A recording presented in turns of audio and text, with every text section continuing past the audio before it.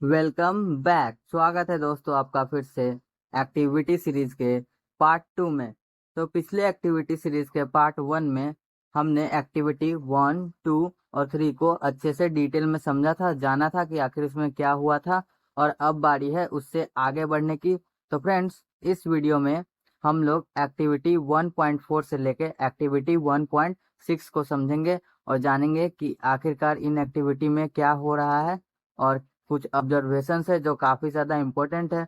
और फ्रेंड्स, जो एक्टिविटी की वीडियोस मैं बना रहा हूँ फ्रेंड्स, तो ये वीडियोस काफ़ी ज़्यादा इम्पोर्टेंट है क्योंकि सीबीएसई बोर्ड में हमेशा एक्टिविटी का बहुत ही ज़्यादा इम्पोर्टेंस रहा है। चाहे आप प्रीवियस ईयर क्वेश्चन भी उठा कर देख लो या फिर सीबीएसई के सैम्पल पेपर्स, उसमें भी आप लोग नोटिस कर सकते होगे कि एक्टिविटी से भी कुछ ना कुछ ही सही लेकिन क्वेश्चंस आते जरूर है। सो फ्रेंड्स, एंड तक देखिएगा और समझने की कोशिश कीजिएगा कि आखिर इन एक्टिविटी में क्या हुआ था। तो शुरू करते हैं एक्टिविटी 1.4 से। तो एक्टिविटी 1.4 में हमें कहा जा रहा है take a small amount of calcium oxide और क्विक लाइम इन बीकर। तो ये एक बीकर है, आप लोग इमेज में देख सकते हो, यहाँ पे एक बीकर है और इसमें हमें लेने के लिए कहा जा रहा है कैल्शियम ऑक्साइड यानी कि चूना या और क्विक लाइम। तो क्विक लाइम कैल्शियम ऑक्साइड का दूसरा नाम है और हम लोग इसे चूना कहते हैं। तो कहा जा रहा है कि एक बीकर में थोड़ा सा चूना लीजिए, slowly add water to this, और इसमें धीरे धीरे करके वाटर ऐड कीजिए बीकर में। Touch the beaker as shown in figure 1.3। और जैसे यहाँ पे इस फिगर में, यहाँ पे जो फिगर इसमें दिखाया जा रहा है, जैसे टच करने के लिए वैसे ही टच करिए। Do you feel any change in temperature? तो क्या आपको टेम्परेचर में कुछ चेंजिंग फील हुआ, यानी कि आपको ऐसा लगा कि बीकर गर्म है या फिर ठंडा है, ऐसा ही कुछ? क्योंकि अगर टेम्परेचर में चेंज होगा तो या तो गर्म होगा या फिर ठंडा फील होगा। तो फ्रेंड्स, मैं आपको बता दूं कि ये एक्सोथर्मिक रिएक्शन का एग्जांपल है। जैसा कि आप लोग यहाँ पे देख भी सकते हो, इक्वेशन में मैंने लिखा है कि हीट, यानी कि इस केमिकल रिएक्शन में हीट रिलीज हो रहा है प्रोडक्ट के साथ, इसीलिए ये एक एक्सोथर्मिक रिएक्शन है। तो ऑब्वियसली आप लोग समझ ही गए होंगे कि छूने पर हमें ये बीकर गर्म यानी कि हॉट फील होगा, क्योंकि रिएक्शन के बाद इसका टेम्परेचर बढ़ेगा क्योंकि इस प्रोडक्ट के साथ में हीट भी रिलीज हो रहा है। और फ्रेंड्स, इसका इक्वेशन इस प्रकार है, आप लोग देख सकते हो यहाँ पे CaO क्विक लाइम जो सॉलिड फॉर्म में रिएक्ट कर रहा है और H2O वाटर जो लिक्विड फॉर्म में रिएक्ट कर रहा है, और प्रोडक्ट में हमको मिल रहा है CaOH2 यानी कि कैल्शियम हाइड्रोक्साइड, जो कि एक्वस फॉर्म में हमें मिला है। कैल्शियम हाइड्रोक्साइड का ही दूसरा नाम सिलेक्ट लाइम है और प्रोडक्ट के साथ हमें हीट भी मिला है, जिसके वजह से ये एक एक्सोथर्मिक रिएक्शन है। और फ्रेंड्स, अगर हम लोग यहाँ पे हीट को हटा दें, क्योंकि हीट तो रिलीज हो जाता है ना, मतलब एटमॉस्फेयर में चला जाता है, तो अगर हीट को हटा दे तो हमारे पास सिर्फ एक ही प्रोडक्ट है, वो है CaOH का होल ट्वाइस यानी कैल्शियम हाइड्रोक्साइड यानी सिलेक्ट लाइम। तो फ्रेंड्स, ये एक कॉम्बिनेशन रिएक्शन का भी एग्जाम्पल हो जाएगा, क्योंकि आप लोग अगर हीट को हटा देते हो तो हमारे पास सिर्फ एक ही प्रोडक्ट बचेगा, जो कि है कैल्शियम हाइड्रोक्साइड, और रिएक्टेंट्स दो हैं। तो हम लोगों ने पिछले वीडियो में पढ़ा था कि अगर किसी रिएक्शन में दो या दो से ज्यादा रिएक्टेंट्स एक ही प्रोडक्ट बनाते हैं तो उस रिएक्शन को कॉम्बिनेशन केमिकल रिएक्शन कहा जाता है। तो आई होप कि आप लोग इसे समझ गए होंगे। और फ्रेंड्स, अगर आप लोग इसमें ध्यान से देखो तो ये भी एक बैलेंस्ड केमिकल इक्वेशन ही है, क्योंकि LHS में आप देख सकते हो कैल्शियम एक एटम है और RHS में भी कैल्शियम का एक एटम है। LHS में हाइड्रोजन दो है, तो यहाँ पे हाइड्रोजन RHS में भी दो है, क्योंकि OH के होल में दो से मल्टीप्लाई करना है, यानी कि हाइड्रोजन भी दो हो जाएगा और ऑक्सीजन भी दो हो जाएगा। तो यहाँ पे RHS में ऑक्सीजन तो दो हो गया, क्योंकि यहाँ पे दो से मल्टीप्लाई करने के बाद, और LHS में भी यहाँ पे एक ऑक्सीजन और यहाँ पे एक ऑक्सीजन, दोनों जोड़ के दो ऑक्सीजन के आइटम्स हो गए। तो फ्रेंड्स, ये एक बैलेंस्ड केमिकल इक्वेशन है और फ्रेंड्स, ये काफ़ी ज़्यादा ईजी रिएक्शन है, इसको आप लोग घर पे भी ट्राई कर सकते हो। तो चलिए अब हम चलते हैं अगले एक्टिविटी पे। तो हमारा एक्टिविटी 1.5 है take about 2 gram ferrous sulphate crystals in a dry boiling tube, note the colour of the ferrous sulphate crystals. तो फ्रेंड्स, हमको 2 ग्राम फेरस सल्फेट यानी आप कह सकते हो आयरन सल्फेट के क्रिस्टल्स लेना है, और एक ड्राई यानी कि सूखे बॉइलिंग ट्यूब में, ऐसा ट्यूब जिसको हम लोग बॉयल कर सकते हैं वैसा ट्यूब में लेना है 2 ग्राम फेरस सल्फेट। और note the colour of ferrous sulphate crystals, और उस फेरस सल्फेट का कलर को ध्यान से नोट कर लीजिए कि कौन से कलर का है। Heat the boiling tube over the flame of a burner और spirit lamp as shown in figure 1.4। तो फ्रेंड्स इसमें कहा जा रहा है कि अब उस बॉइलिंग ट्यूब को जो आपने लिया था उसको एक स्पिरिट लैम्प के ऊपर रख के और गर्म करने के लिए observe the colour of the crystals after heating. और हीटिंग यानी गर्म करने के बाद में वो जो फेरस सल्फेट के क्रिस्टल्स है उसके कलर को ऑब्जर्व करने के लिए कहा जा रहा है। तो फ्रेंड्स आप लोग देख सकते हो यहाँ पे एक डायग्राम है जिसमें साफ साफ दिखाई दे रहा है कि फेरस सल्फेट को कैसे बॉइलिंग ट्यूब में बॉयल किया जा रहा है। तो फ्रेंड्स यहाँ पे फेरस सल्फेट के क्रिस्टल्स दिए गए हैं, बर्नर है जिससे ऊपर इसको बर्न किया जा रहा है, मतलब बॉयल किया जा रहा है। और यहाँ पे टेस्ट ट्यूब होल्डर है ताकि हाथ हमारा ना जले, इसीलिए टेस्ट ट्यूब होल्डर से टेस्ट ट्यूब को पकड़ा गया है। और यहाँ पे आप लोग देख सकते हो यहाँ पे ये जो गैस निकल रही है जिसका स्मेल बर्निंग सल्फर यानी कि सल्फर यानी गंधक को जब जलाया जाता है तो उसकी जो स्मेल होती है वो स्मेल के स्मोक्स यहाँ से निकल रहे हैं। और इसका इक्वेशन इस प्रकार है friends, 2FeSO4 in the presence of heat gives Fe2O3 plus SO2 plus SO3।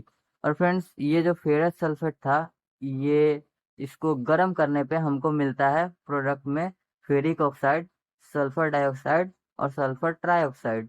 यानी कि फ्रेंड्स आप लोगों ने यहाँ पे देखा भी होगा कि यहाँ पे डिकम्पोजिशन लिखा है, यानी कि ये एक डिकम्पोजिशन रिएक्शन का एग्जाम्पल है, क्योंकि यहाँ पे एक ही रिएक्टेंट है जो कि फेरस सल्फेट है वो 3 प्रोडक्ट्स में टूटा है, तो इसीलिए एक डिकम्पोजिशन रिएक्शन है। और फ्रेंड्स आप लोग देख सकते हो कि हमें कहा गया था कि कलर को ऑब्जर्व करने के लिए, तो फेरस सल्फेट जो बॉइलिंग करने से पहले उसका कलर था वो था ग्रीन, जैसा कि आप लोग इमेज में भी देख सकते हो यहाँ पे ग्रीन था।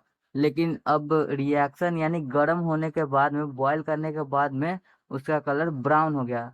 इसका मतलब कि कलर में चेंजिंग आया है। ये ब्राउन हो गया क्योंकि यहाँ पे जो फेरिक ऑक्साइड हमको मिला है उसका कलर ब्राउन होता है। और फ्रेंड्स इस इक्वेशन में आप लोग देख सकते हो यहाँ पे हीट एक कंडीशन था इसीलिए इसको एरो के ऊपर लिखा गया है। और फ्रेंड्स ये एक बैलेंस्ड केमिकल इक्वेशन है क्योंकि यहाँ पे 2 कोफिशिएंट के तौर पे लगा हुआ है लेफ्ट हैंड साइड में, यानी कि 2 आयरन है LHS में, और RHS में भी 2 आयरन है। LHS में सल्फर 2 है यहाँ पे और RHS में भी ये 1 और ये 2। तो 2 सल्फर RHS में 2 सल्फर LHS में, यानी कि सल्फर के एटम्स भी इक्वल है। और बचा ऑक्सीजन, तो ऑक्सीजन यहाँ पे O4 यानी कि 4 ऑक्सीजन थे लेकिन 2 कोफिशिएंट लगा हुआ है यानी कि मल्टीप्लाई हो जाएगा, तो यहाँ पे 8 ऑक्सीजन एटम्स हो गए। और RHS में यहाँ पे 3 ऑक्सीजन एटम्स, यहाँ पे 2, 3 2 5 और यहाँ पे 3, तो पूरे 8 एटम्स ऑक्सीजन के LHS और RHS में भी है, यानी कि ये भी एक बैलेंस केमिकल इक्वेशन ही है। और फ्रेंड्स ये केमिकल इक्वेशन जो मैं अभी आप लोगों को दिखा रहा हूँ बैलेंस करके ही दिखा रहा हूँ ताकि आप लोगों को बैलेंस करने में कोई दिक्कत ना हो। तो आई होप कि आप लोगों ने ये रिएक्शन अच्छे से समझा होगा। और इस एक्टिविटी के बाद हम चलते हैं नेक्स्ट एक्टिविटी पे जो कि है हमारा 1.6, take about 2 gram lead nitrate powder in a boiling tube.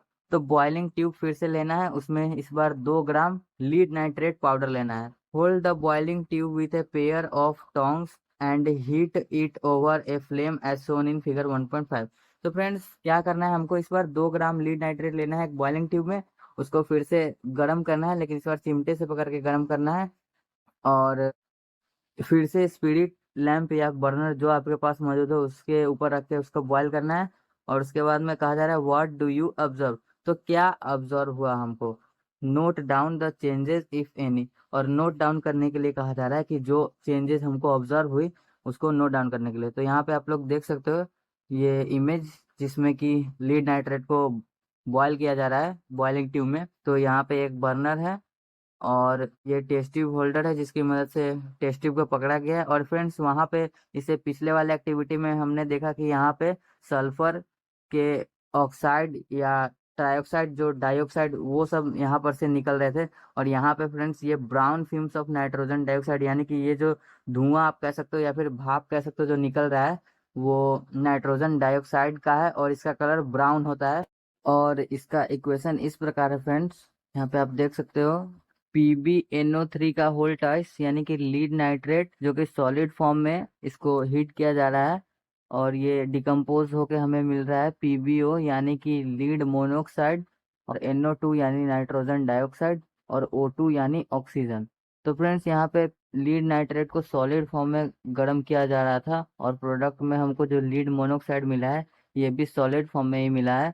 और NO2 यानी नाइट्रोजन डाइऑक्साइड जो है वो ब्राउन फ्यूम्स यानी कि ब्राउन कलर के धुआं आप कह सकते हो उसके फॉर्म में एटमॉस्फेयर में रिलीज हो रहा है।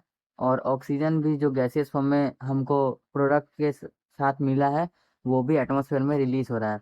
और फ्रेंड्स यहाँ पे आप इमेज में देख सकते हो कि क्या चेंजिंग हुआ है जब लीड नाइट्रेट को हमने बर्न किया। तो लीड नाइट्रेट का कलर पहले था कलरलेस या फिर वाइट आप जो भी कहो, और बाद में जो रिएक्शन हो गया उसके बाद में हमको मिलता है लीड मोनोऑक्साइड जिसका कलर होता है येलो। तो फ्रेंड्स यही इसका ऑब्जर्वेशन है कि इसमें लीड नाइट्रेट को बर्न बॉयल करने पे हमको मिलता है लीड मोनोऑक्साइड, नाइट्रोजन डाइऑक्साइड और ऑक्सीजन। और फ्रेंड्स यहाँ पे हीट एक कंडीशन थी इसीलिए इसको एरो के ऊपर यहाँ पे लिखा गया है। ये एक डिकम्पोजिशन रिएक्शन का एग्जाम्पल है और डिकम्पोजिशन रिएक्शन में भी थर्मल डिकम्पोजिशन रिएक्शन का एग्जाम्पल है क्योंकि यहाँ पे decomposition with the help of heat हुआ है।